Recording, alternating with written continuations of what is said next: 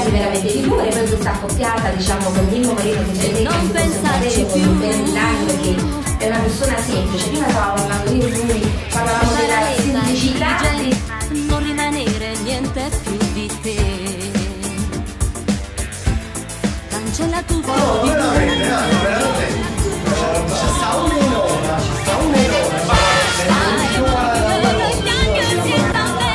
non ti ama, non ne vogliono capo fa per te, la sua testa è presa solo dalla fantasia dell'amore che tu facevi a letto insieme a lui.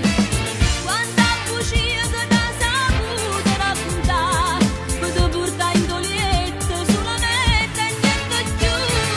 Basta, è inutile che diagnosi da me, un altro amore arriverà per te. Domani è un altro giorno, diventerai loro ci ascoltano in FM, quindi in quelle zone. No, sì, siamo contentissimi, dai.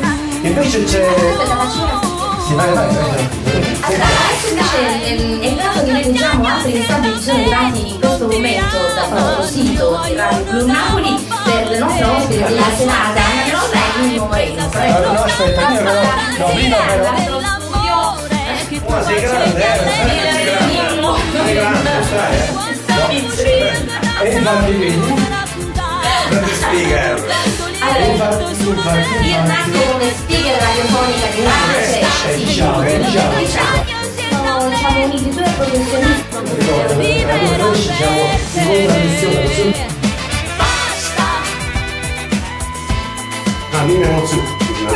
No, allora io la lascio. E ti voglio ringraziare veramente per avermi dato l'input per arrivare qui e per avere modo poi di incontrare gli amici di Radio Blu Napoli. Sono delle persone eccezionali, come diceva prima Mimmo, io mi ripeto, è sempre stare qua e poi voglio dire, da qui nasce e parte tutto il nostro amore e la sua musica napoletana. E grazie a questi incontri radiofonici che noi abbiamo in tutto il mondo. E quindi grazie per esistere. Al di tutto.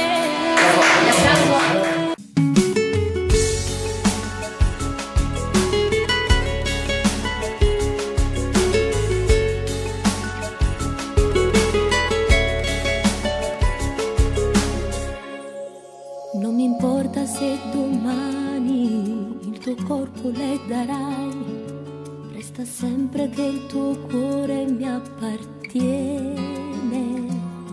Se di me le vuoi parlare, io ti dico non lo fare.